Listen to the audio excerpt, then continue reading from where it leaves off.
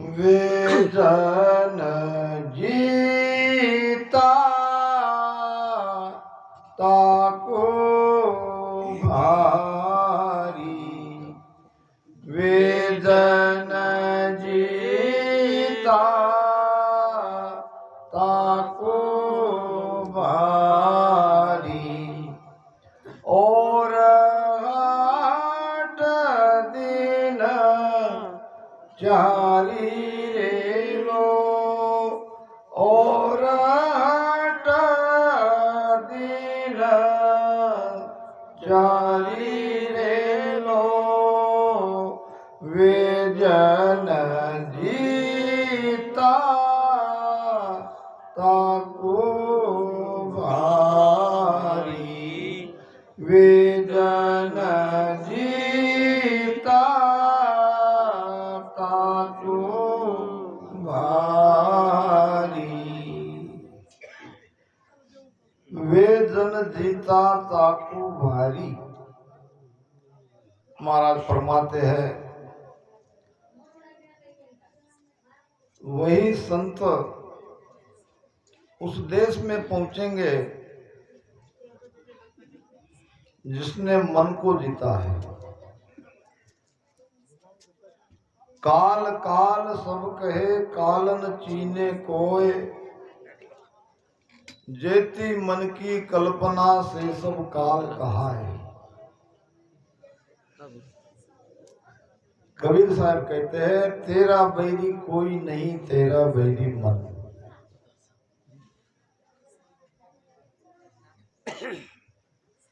भीतर का काल मन है।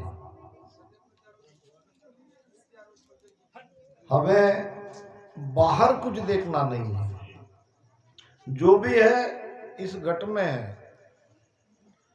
महाराज कहते हैं घट में मुक्ति मोह कहे ताका करो विचार, बिन सतगुरु सुखराम कहे दुख पावे संसार। बंधन भी घट में ही लगा है मन के कारण, बंधन से मुक्त भी हम घट में ही होंगे। तो जब तक मन को नहीं जीत सकते उस पद की कल्पना करना व्यर्थ है। वे जन जीता ताको भारी, और हट दिन चारी रे। बिना मन को जीते उस पद में पहुंचने का अगर हम दावा करते हैं तो ये हमारा हट कितने दिन का रहेगा? 4 दिन का। क्योंकि मन बड़ा शातिर है, कहीं न कहीं धोखा दे ही देता है। आपने सुना होगा बड़े बड़े ज्ञानी ध्यानी त्यागी भी इस मन से हार गए हैं। महाराज ने कहा भी है त्यागी तपी सूरवाहु पर, कोप करे कर टूटो राम जी, कोप करे कर टूटो। ऋषिया मुनिया घेर घेर राख्यो, ऋषिया मुनिया घेर घेर राख्यो, तो ही रह गयो छोटो हाथी है झूठो, है झूठो।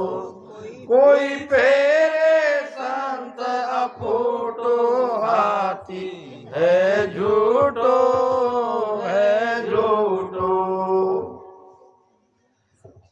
त्यागी तपी सूरवा ऊपर, ये मन रूपी हाथी ने किसी को नहीं छोड़ा। बड़े बड़े त्यागी, बड़े बड़े सुरवीर कोप करे कर टूटो, यानी ऐसा जबरदस्त प्रहार इन त्यागियों पे, इन तपियों पे किया है तो बड़ा कठिन है मन को जितना, काल को जितना। ऋषिया मुनिया घेर घेर राख्या तो ही रह गयो छूटो। बड़े बड़े ऋषि, बड़े बड़े मुनि इस मन रूपी हाथी को घेरने का प्रयास किया, फिर भी वो बंधन में नहीं आया, वो खुला रह गया। कहते हैं कि पराशर ऋषि नई नई शादी हुई थी और अपनी पत्नी को घर पे छोड़ के तपस्या करने के लिए जंगल में गए, वन में गए और 24 बरस तक तप किया। 24 बरस के बाद जब घर लौटे तो बीच रास्ते में नदी थी और नदी को चलाने वाली, नाव चलाने वाली एक लड़की बैठी थी, बहुत सुंदर थी। उस लड़की का नाम था सत्यवती। 24 वर्ष की तपस्या करके पराशर ऋषि वायु और पानी और पेड़ के पत्ते फल खाकर उन्होंने 24 वर्ष तपस्या करी, मन को जीतने का प्रयास किया। जब आया तो वहां बहुत सुंदर लड़की बैठी थी नाव पे।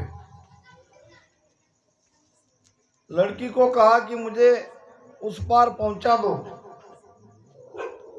लड़की ने कहा बैठो। जब नाव में बैठ गए तो लड़की को देख के पराशर ऋषि के मन में कामना जग गई और उसने उस लड़की को पूछा, मैं आपसे प्रेम करना चाहता हूं। लड़की ने कहा, ऋषिवर ये कैसे संभव होगा? एक तो सब लोग देख रहे हैं, ये जगह ऐसी है कि वहां लोगों का आना जाना रहता ही है। दूसरा, मैं इस जीवर की कन्या हूं और मेरा शरीर बदबू से भरा है। पराशर ने कहा, कोई चिंता नहीं, इसका उपाय हो जाएगा। अपने तप के बल से चारों तरफ धुएं का कोट कर लिया और फिर तप के बल से जो गंदगी थी उस लड़की के भीतर में, उसको खुशबू में परिवर्तित किया और महर्षि पराशर ने उस सत्यवती का भोग लिया। कहने का मतलब, ऐसे बड़े बड़े तपस्वियों को, बड़े बड़े त्यागियों को, बड़े बड़े शूरवीर को इस मन रूपी हाथी ने बहुत बुरी तरह से पटका। तुम्हारी हमारी क्या बिसात है। तो महाराज कहते हैं उस पद में जाना है तो इस काल को जितना होगा। ये काल हमारे भीतर बैठा है, इसीलिए मन को जीतने वाला बहुत महान है। वे जन जीता ताकू भारी और हट दिन चारी रे।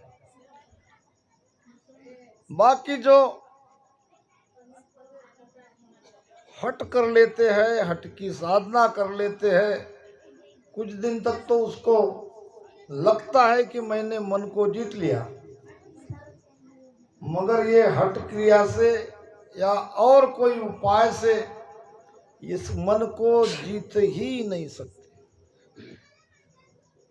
काया जीत चढ़ा जन ऊंचा, काया जीत चढ़ा जन ऊंचा त्रिकोटि आसन किया रे त्रिकोटि आसन किया रे ध्यान समाधि लगी जा जन के ध्यान समाधि लगी जा जन के वामन जी तर लिया रे लो वामन जी तर लिया रे लो वेदन जीता ताको भारी वेदन जीता ताको भारी और हटा दीना चारी रे लो और हटा दीना चारी रे लो। देखो गुरु महाराज ने कितना बहुमूल्य ज्ञान और उसका भेद आसान बताया है। इस मन रूपी काल को जीतने के लिए सदगुरु से भेद लेकर सांसों सांस में राम राम भजन करना ही पड़ेगा। और जब ये राम राम भजन करते हैं तो सदगुरु कृपा से नयनचर जगता है। नयनचर कैसे जगता है इसका भेद महाराज ने राजा विट्ठल राव के संवाद में बताया है कि ओम अजपो संग करे सोहम सासा जान रोम मोरट जीवसु धरे बीच में आन धरे बीच में आणत बेने अंचर पावे इन छे के बिन मेल पीट रहा कदे न पावे सुख रामदास ये एकटा मथे नाभ में आण ओम अदपो संग करे सोहम सासा जान। महाराज कहते हैं कि ओम अदपो संग करे, ये भेद बताया है। ये नयनचर कैसे जगता है ये विधि बताई है। अब पहले ओम क्या है, सोहम क्या है, अजप्पा क्या है, ये हमें समझना पड़ेगा। पहले ओम सोम को समझते हैं। सोहम तो है श्वासा जो भीतर जाती है, ऑक्सीजन प्राणवायु, यह है सोहम श्वासा। और ओम है जो बाहर निकलती है, जिसके द्वारा हम बोलते हैं, शब्द की उत्पत्ति होती है, वो है ओम। ये भीतर जाती हुई श्वास, बाहर निकलती हुई वो श्वास, दोनों में राम राम रटन करना है। ओम सोम हो गए। फिर अजप्पा, अजप्पा का शब्दशः अर्थ होता है बिना जाप किए होने वाला जाप। यहां जो अजप्पा महाराज ने कहा है, श्वासा की शक्ति को बढ़ाना, यानी राम राम करते करते पहले तो बहुत तेजी से होगा, रचना बहुत तेज चलेगी, श्वासा भी बहुत तेज चलेगी, और शब्द जगने के बाद तो फिर पता नहीं चलता कितना वजन हो रहा है। फिर धीरे धीरे जब दोनों श्वासों का बराबर उसमें हमारा सुमिरन होता है तो फिर श्वासा होती है कुछ देर के बाद में धीमी। ये धीमी श्वासा जब होती है तो श्वासा की शक्ति बढ़ती है। ये है अजप्पा, ओम सोम अजप्पा। इसमें रकार मकार का स्मरण और बीच में यानी सेंटर पॉइंट है शरीर का नाभि। नाभि में ध्यान लगा के इस आती जाती श्वास में राम राम का सुमिरन करते, अगर श्वासा को आप धीमे करते हो या इससे भी ज्यादा और आध्यात्मिक भाषा में आपको कहता हूं जो गुरु महाराज ने कही है, ध्यान से इस विधि को समझना कि रेचक पूरक कुंभक ध्यानी अजर लोक की ऐसे नानी। रेचक पूरक कुंभक ध्यानी अजर लोक की ऐसे नानी। बैठे हले चले नहीं कोई, ये महाराज ने कहा है अजर लोक में। अब ये रेचक पूरक को क्या है ये भी समझ ले। रेचन यानी श्वासा को बाहर फेंकना, पूरक यानी श्वासा को भीतर लेना, और कुंभक यानी श्वासा को रोकना। राम राम करते करते न श्वास लेना न श्वास छोड़ना, नाभि में ही, क्योंकि सारा खेल नाभि में है। पीछम के ध्यान का सारा खेल नाभि है। नाभि में जब पेट में सांसा अमाव नहीं होती, वो पीछम के रास्ते से नहीं जाएगी। हमें सांसों सांस में राम राम करते करते हमारी संपूर्ण चेतना को, हमारी संपूर्ण प्राण शक्ति को पिंड से ब्रह्मांड में रीढ़ की हड्डी के भीतर से ऊपर चढ़ाना है। इसके लिए यहाँ पेट में ये सांसा, ये वायु, ये पवन अमाव होनी चाहिए। सांस अमाऊ नाभ बंक पीचम दिसवाई। सांसा नाभि में अमाऊ होगी यानी वहां कुंभक होगा, वहां रुकेंगे, श्वासा की शक्ति बढ़ेगी और वो पीचम के रास्ते से ऊपर जाएगा। ऐसे करते करते रहना है जब तक पीछम के सारे कमल छेदन नहीं होते, त्रिकुटी पे नहीं आते। त्रिकुटी में आने के बाद ध्यान की स्थिति बदल जाती है, वो आगे विषय अनुरूप बताया जाएगा। तो इन छह के बिन मेल पीट रहा कदे न पावे।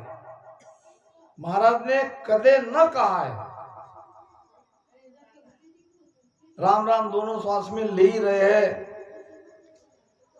कैसे भी लेंगे नहीं जमेगा, इसका भेद बताया है।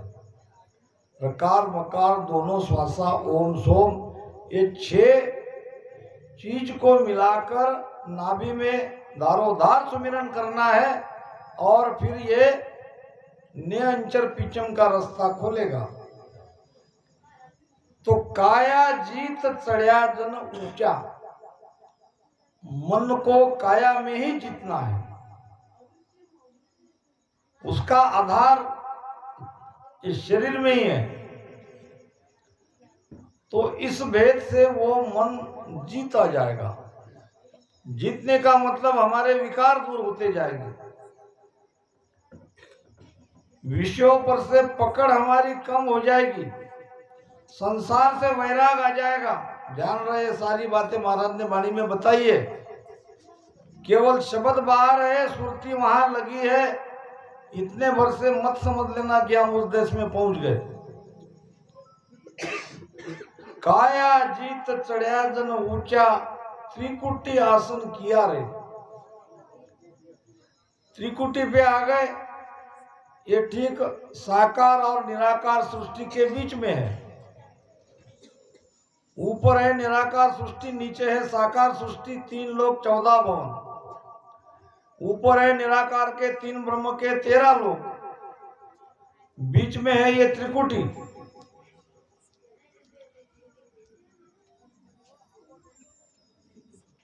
हम सभी लोग ध्यान करते हैं, इसमें कोई शंका नहीं। ध्यान के 4 सेंटर पॉइंट है। आपको बता दे रहा हूं अनुभव की बात। जैसा कि भूकंप होता है और भूकंप का केंद्र रहता है बीच में कहीं और उसका असर बहुत दूर दूर तक जाता है। इसी प्रकार हमारी चेतना जब हम धीरे धीरे आगे ले जाते हैं तो उसके भी शरीर में 4 सेंटर पॉइंट है, यानी वहां हमारा ध्यान रहेगा मगर उसका असर शरीर में चारों तरफ हमें अनुभव में आएगा। पहला स्थान है नाभि। नाभि में ध्यान आते ही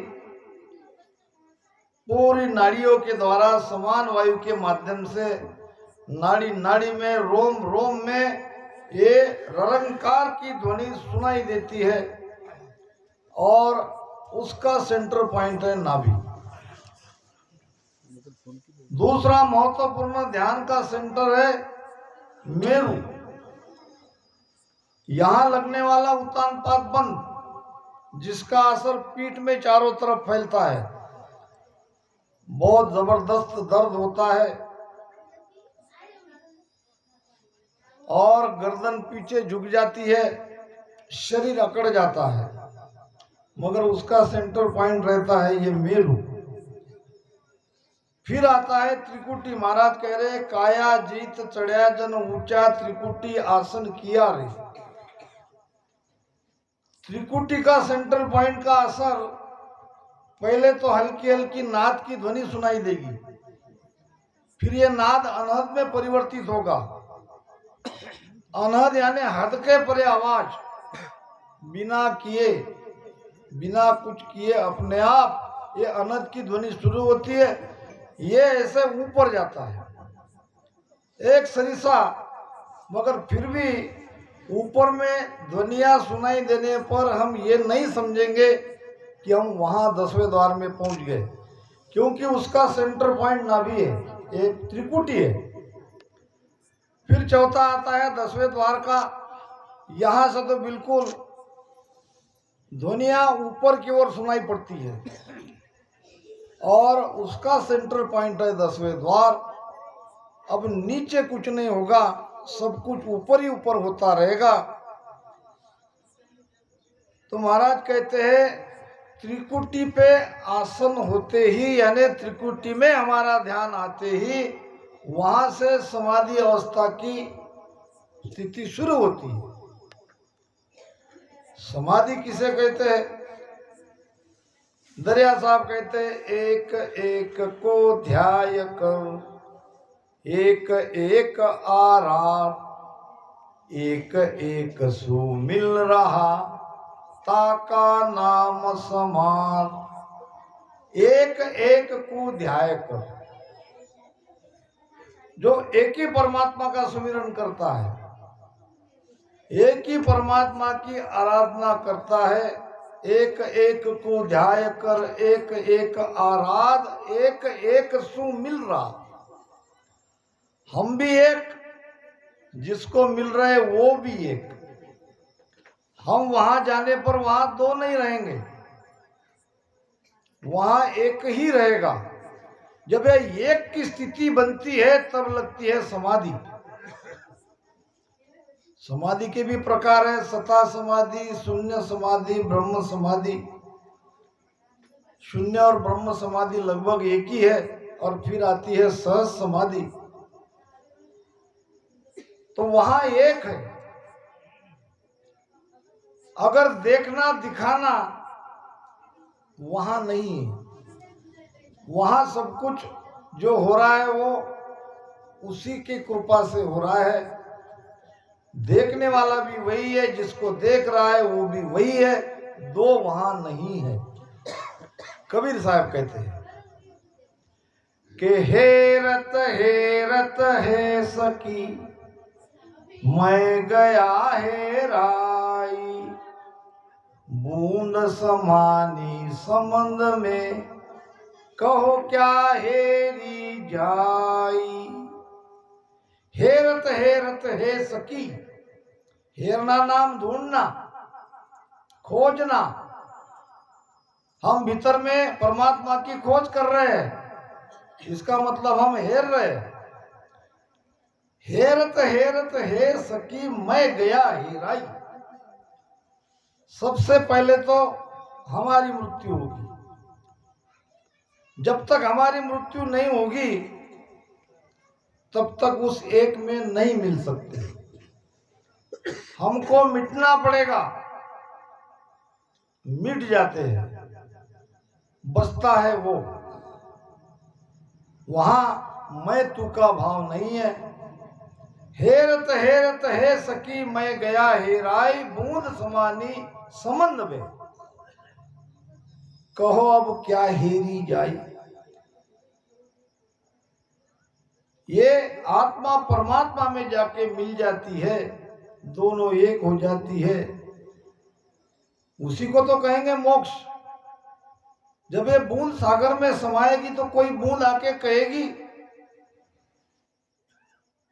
कि मैं ये सब देख कर आई हूं, नहीं कह सकती। गुरु महाराज ने भी इसकी पुष्टि दी है कि जा शिवर्या निज नाम जीत निशान घुराया। किसको जीता? मन को जीता। कौन सा निशान? वो अनाथ की ध्वनि, वो परम ध्वनि सुनाई देती है, वो निशान सुनाई देता है रात दिन इस सुरती को माध्यम से। जा शिवर्या निज नाम जीत निशान घुराया, मिल्या ब्रह्म में जाय शून्य में शहर बसाया। उस ब्रह्म में जाके मिल गए, शून्य में हमारी बस्ती हो गई, संपूर्ण चेतना उस ब्रह्मांड में आ गई, नीचे का पिंड पूरा खाली हो गया। मिल्या शून्य में जाए, मिल्या ब्रह्म में जाए शून्य में शहर बसाया। जू गल जड़ी जून जू जल गड़ी ओ लूण संबंध शीलता समानी। क्या प्रमाण दिया है महाराज ने। जैसे नमक जल में गल जाता है, जैसे नदियां सागर में मिल जाती है, जू जल गड़ियो लूण संवेदनशीलता समानी। प्राण मिले यूं माय नाम जग माय निशानी। कहा कहो इस नाम की आगे अगमल खाय। जन सुखिया रट राम रे कर कहुआ न माय। उसमें जाके मिल जाना, तब लगती है समाधि। ध्यान समाधि लगी जा जन के, वामन जीतर लिया रे लो। उसने मन को जीत लिया, विकारों को जीत लिया, विषयों को जीत